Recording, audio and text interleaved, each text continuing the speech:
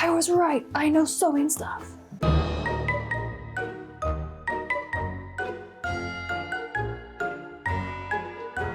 This is what I like to call minion core. Does this count as annoying? Very. Today we're delving into the Victorian era. I've been wanting to do a Victorian project for a while. This is actually going to be like step one of my next historical Disney princess project because I'm going to do a Victorian Cinderella. Before I can get on to doing Cinderella, I have to make all the stuff to go underneath it. So today we're just doing some historical Victorian undergarments. I'm going to be making a hoop cage, which I cannot tell you how much I do not want to make a hoop cage, but I need one. So we're making a hoop cage. The thing I am looking forward to is making a really big, fluffy, swishy petticoat because that one is going to be fun, and that's mainly why we're here today. As much as I would like to just jump in and make the petticoat first, I feel like if I make the petticoat and then I make the hoop cage and then the petticoat doesn't fit over the top of the hoop cage, I will cry. So we're gonna make the hoop cage first, so I've got something to fit the petticoat around onto. Following the, I wanna say directions of purchase, that's list of materials. The list of materials provided by the pattern. I've bought like 3 rolls of boning channels and a lot of steel boning, and this feels like that's disproportionate, but this is the amounts I was told to buy.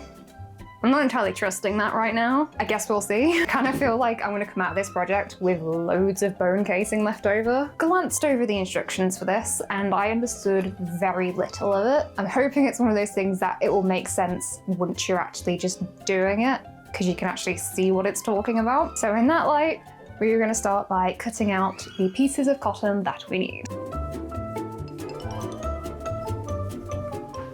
Down that hot chocolate way too fast. My stomach's gonna explode now. These are the little like cinch belt pieces. I need to cut 4 of each of them. This is the bit that goes at the bottom of the skirt so you don't get your butt caught in it and die, which makes so much sense. Victorians might have been the absolute worst, but they had their moments, mainly just in the fashion department. Grain line is the same direction as the selvage, right? Damn it, I'm gonna have to Google it. Not looking at you, AI overview bollocks. Yes, it is, that's right. I was right, I know sewing stuff. There wasn't much to cut out for this one as the cage is 90% bone casing, so this stage went by pretty quickly.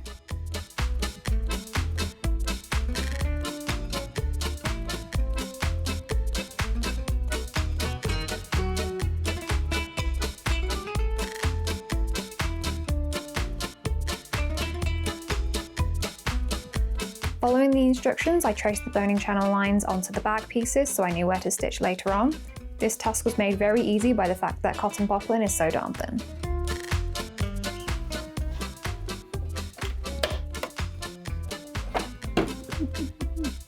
Every time. With my machine actually turned on, I joined all of the bag pieces together to form one very large length of cotton.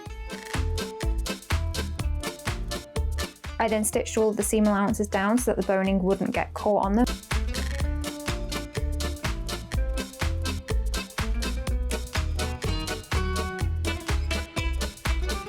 Next, I folded it in half lengthways and stitched this down. Following the instructions, I should have closed the loop next, but it made more sense to me to put the boning channels in first whilst it was flat. So I skipped ahead and stitched those in following the lines I drew earlier, and then closed up the loop afterwards.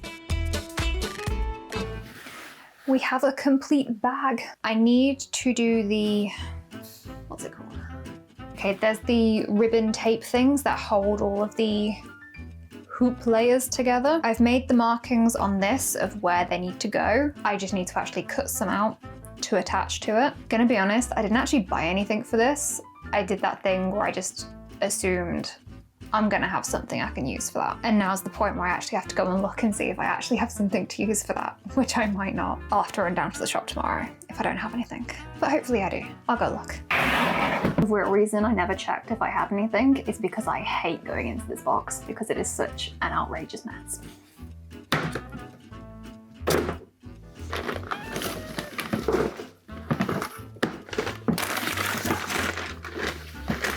I think I'm getting more chaotic the older I get because this box would have broken teenage Sophie. I actually have a few good options. There's the grey stuff, nice and thick and nice and strong, so it's probably my strongest option. Purple stuff, which again, same as the grey. It's not as thick, but it is still really strong. And then there's the blue one, which is actually thinner, but it's still strong, so it's a good option. But in my brain, all I can think is that this is a really nice light blue.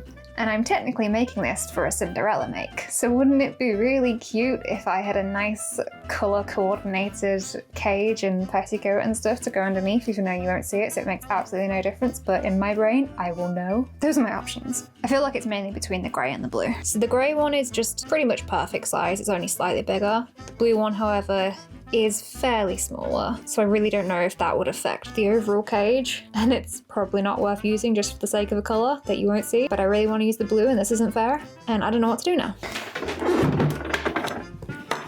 I've decided to procrastinate and make the little waist area and decide that later. Is that right? It's probably right. Well, I'm doing it either way, so it better be right. Would help if my machine was threaded up. After some initial hiccups, I started joining the waist pieces together for both the outer layer and the lining.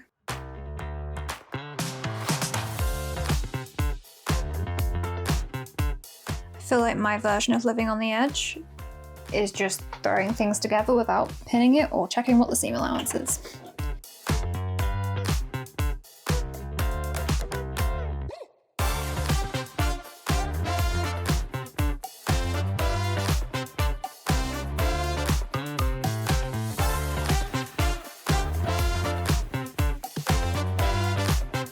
Before I could join the lining and the fashion layer, I needed to cut the ribbon pieces out so I could sandwich those in between the two layers. I used the printed guide to cut each length and mark with pencil the height of each hoop for later on.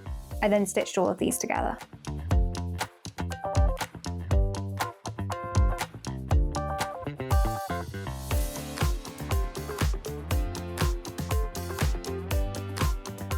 I have now finished the top corset waistband bit, and it's got all the ribbons coming off of it. I did decide to be lazy and I used some of my leftover bits from other projects to put some pre-made eyelets into the side so I don't have to sew those. And I also grabbed some scrap bias tape to put along the top because I could not be bothered to turn in the seams and sew it myself. The fact that my scrap bias tape was blue kind of made me really regret using the grey ribbon because it could have just all been blue and matching and really cute, which kind of bummed me out a bit, but I was like, oh well, I'm not doing it again. Until I realised something. This is upside down, because this is how it fits on my waist with the way that I made it. And this is how it fits if I turn it the other way around. I have the choice to either ignore that, or I can use it as an opportunity to cut off these grey ones and then sew on some blue ones to the blue edge, which would actually be pretty cute, and at least I'll get to use the blue ones and it will be matching after all, and it will make me less annoyed about the fact that I messed this up. So we're gonna make it blue. Make it blue.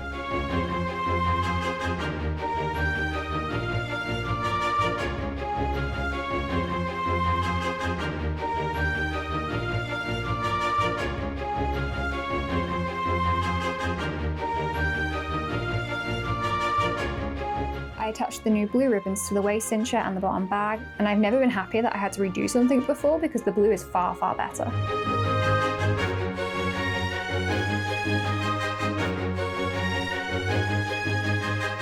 This stage had me wondering if I should make a really creepy marionette one though. Rachel Maxey has cute little guys, I could have little cursed abominations. Anyway, back to the project at hand. I did a little twirl for fun and absolutely no other useful or productive reason, and then moved on to the boning.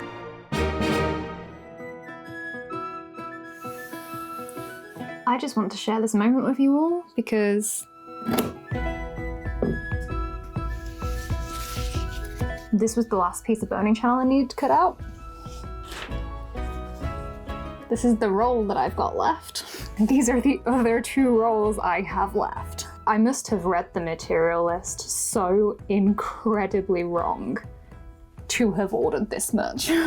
The wild part is I actually didn't mess up. I double checked the material list and the amount I ordered. It genuinely told me to get this much. Yeah, I'm gonna have enough boning channel for a while. I cut up the steel boning, which I actually had the correct amount for, and began threading them through the bone casings. Remember at the start of this project when I said that I was really not looking forward to doing this? The reason was solely because I'd looked at the number charts for doing this step and I thought, yeah, that's gonna trip me up.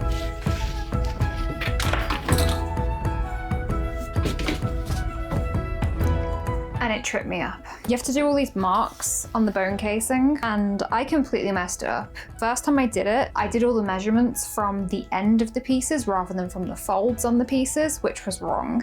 Even worse than that, I followed the wrong chart. So I did the markings for the size that was not my size. So I had to do them all again. And not only that, I also messed up cutting out some of the actual boning pieces. So there is one piece, I think it's number 7, messed up the size, and then I didn't have enough to cut out another piece to the actual size, so I've just had to tape pieces together to compensate. It really is shocking that for someone who used to do like further maths and physics at school, I can't handle numbers anymore. I've got nowhere to hang these things.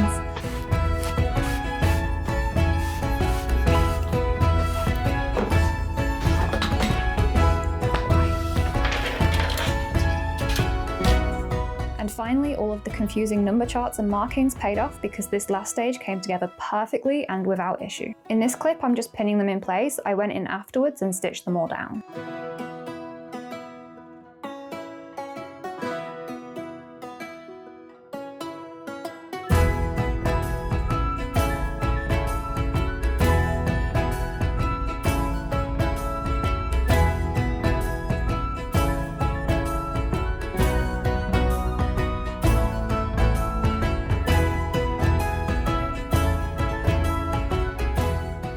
I love her. I just need to stitch all of these things in place and then she is done. So we can start the petticoat. I feel like I understand cats now.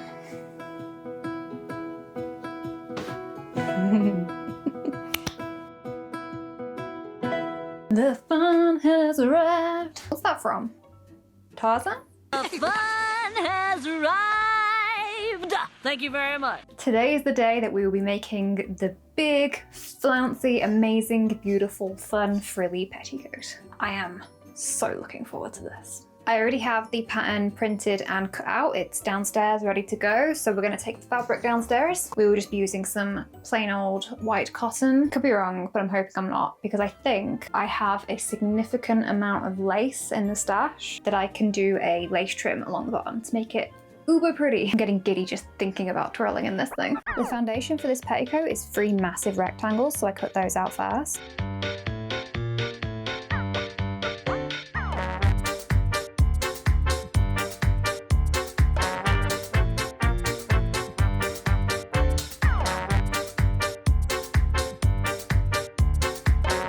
I did not realise how many of these I needed to cut out. I'm doubting the amount of fabric I've got now.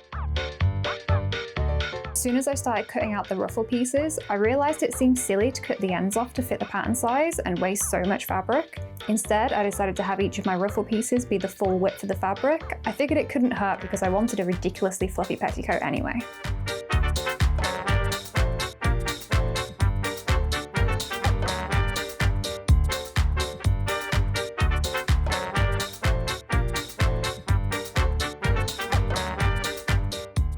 I have no idea how much extra ruffle I've created by cutting them out this way, but I have a feeling it's going to be a lot, and I'm very excited to see how ruffly this looks. I've taken a quick glance through the instructions for this, and I think I'm just going to ignore them and do my own thing. Now that I've got all the pieces cut out, it's fairly simple just to assemble the base skirt and then just join all the ruffles, hem them, and then join them to the skirt. It's not very complicated, so I feel like I don't need the instructions, especially as the instructions I feel like are just unnecessarily overcomplicating it, and I really don't want to do the steps that it's got on there because it just feels like that isn't required. We start easy by joining the 3 big rectangles together.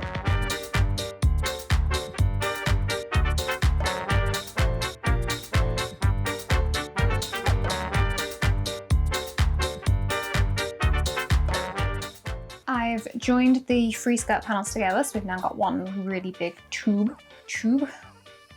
The word's gone weird.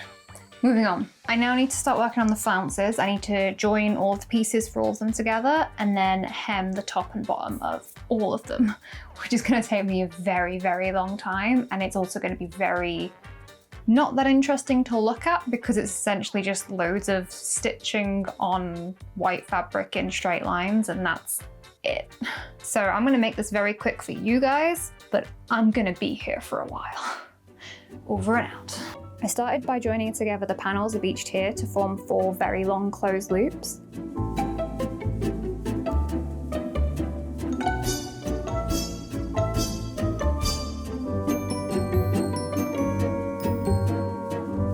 Then was the unbelievably lengthy task of pinning in and stitching hems on the top and bottom of each loop.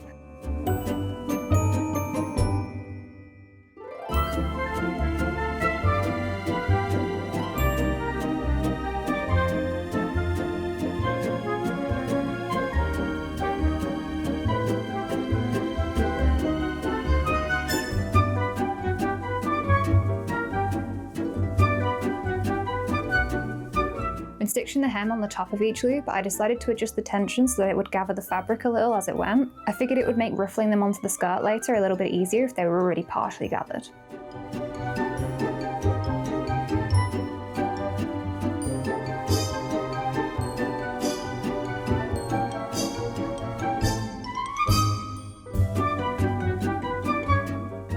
Day 3. I spent a very, very long time yesterday making all of the ruffle strips. This morning, I've just drawn all of the lines on the actual skirt of where the ruffles need to be placed along it. And now I need to start pinning them all on and then ruffling them into place. I am absolutely gonna steal Lady Annabelle's technique where you don't really make the ruffles first, you just kind of ruffle it into the machine as you go, because it's going to be a lot quicker to do it that way, and I'm kind of pushed for time at this point. Having said that, I also want to make the petticoat look very, very pretty. I really love the hoop cage. I love that it's got the soft blue color palette to it. So I'm kind of thinking, what can I do to the petticoat to also give it that very soft Cinderella aesthetic? I've got all of this white lace, which I'm hoping will be enough to go along the bottom ruffle of the petticoat. I originally bought this for a petticoat that I just never made. It was meant to be for my original Princess Aurora dress back in my early days. Yeah, I just never made it. So I've still got all of this lace, and I'm pretty sure I got about 10-15 meters at the time. And I know I've used a bit of it since then, but this should still be enough to do this, I hope. I'm gonna put some pin tucks into the bottom ruffle to reduce the height on it, because the lace is then gonna be extending the height again. Once all of that is in place, the rest of the petticoat is gonna be relatively plain. So I'm thinking I might try and go into it with some blue ribbons and just sew some on in places and just make it look very pretty and girly and all of that cute stuff. So that is the plan for today, and hopefully by the end of the day we will have the complete hoop cage and the complete petticoat to be able to do the result shoot, which I'm also very looking forward to dressing up and twirling around. It's gonna be so much fun! I made marks at each quarter of the base skirt and pinned the ruffles onto those points first so I could distribute them as evenly as possible. I then pinned it again halfway between these 2 points, continuing to do so until it was fully secured down. I then fed this through the machine, pinching the fabric together as I went to manually create the ruffles.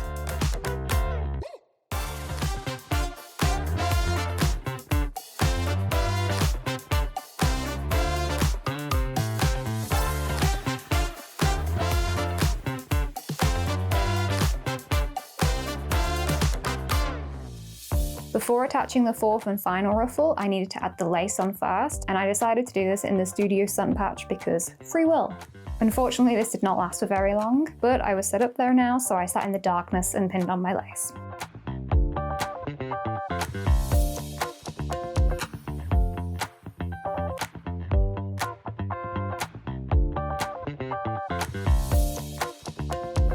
It did come back eventually, but I was also finished, so I had to move anyway. Very quick mannequin test before adding the last ruffle. Because I've added the lace on the bottom, I need to put some pin tucks in it so that it comes back up off the floor. And I think 2 should be enough. You can just see that I've put some very rough ones in. I'm gonna get the lace stitched on first and then put the pin tucks in afterwards. Then get the last ruffle on, and then we just need to sort out the waistband, and she is finished. Except for the blue ribbons, which I also still want to add on as well.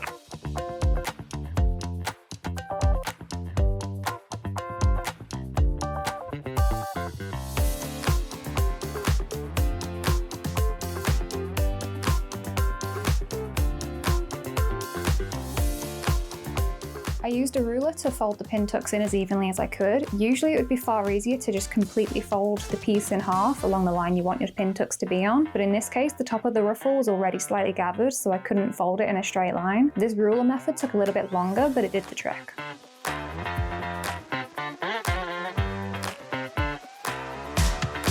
With the first pin tuck stitched in place, I just needed to add one more above it and then get the final ruffle stitched onto the main skirt.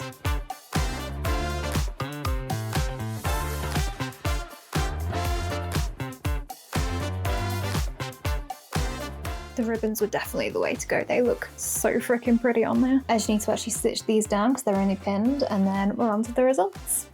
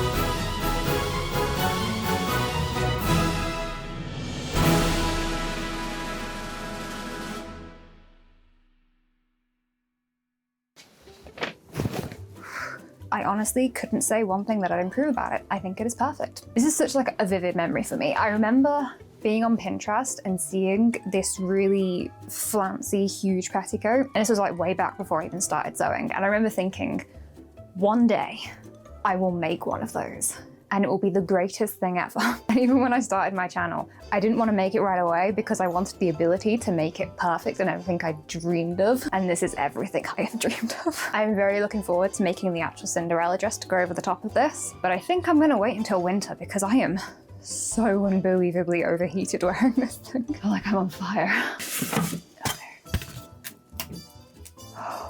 That actually helped loads. Upcoming projects. Obviously my next video is my collaboration with Annie, which I'm very excited about, and I'm actually shooting the results for that tomorrow. She is coming to my house in person and we're shooting the results, and I'm so excited to actually meet her in person. So that will be my next video. In the upcoming future of stuff, I am very, very close to hitting 20K, and I mentioned this in my last video. Based on just the response from you guys and the kind of things that you might like to see, I've got two options of what my 20K video could be. And I am gonna put a poll in my community tab for you guys to vote on which one you want me to do. Option one, a project designed and voted for by you guys. So I would come up with a series of questions and you guys pick the options that you want to go with. I think to put a bit of a different spin on it, I'm not going to list things like sleeve type and skirt length. What I am going to do is do it more of like we build a character and an aesthetic and style together. So, you know, think like picking between fantasy, sci-fi and horror, and then picking between adventurer or bookworm, or, you know, all those kind of things. I think we'll build a character out of that stuff, kind of like creating an NPC or something. Option two, making a project out of all of the scrap and leftover materials from everything I have ever made from the start of my channel. I have this absolutely horrendously massive bag of scrap fabrics that I have been hoarding since the start of my channel because I have literally never thrown anything away. I knew even back then, one day I wanted to make something that had little bits of everything that I'd ever made into it. And I don't know if now is the time to do that or if it'll still be a upcoming thing in the future, but those are the two options. I would be genuinely excited and happy to do both of those options. So I'm going to put the poll in my community tab, and I would appreciate if you guys could vote and let me know which one you want to see for my 20K video, which is also incredibly exciting. Quick moment to thank you all for being here and being so lovely and supportive and just genuinely amazing, because having this channel and having you guys is probably the happiest I have ever been. So thank you. I'm gonna stop getting mushy now. It's so warm. I'm going to take this off before I spontaneously combust. Don't forget to like and subscribe if you want to see the upcoming projects I have just talked about, and feel free to leave me a comment down below because you know how much I love to chat with you guys, and I will see you all in my next video with Annie.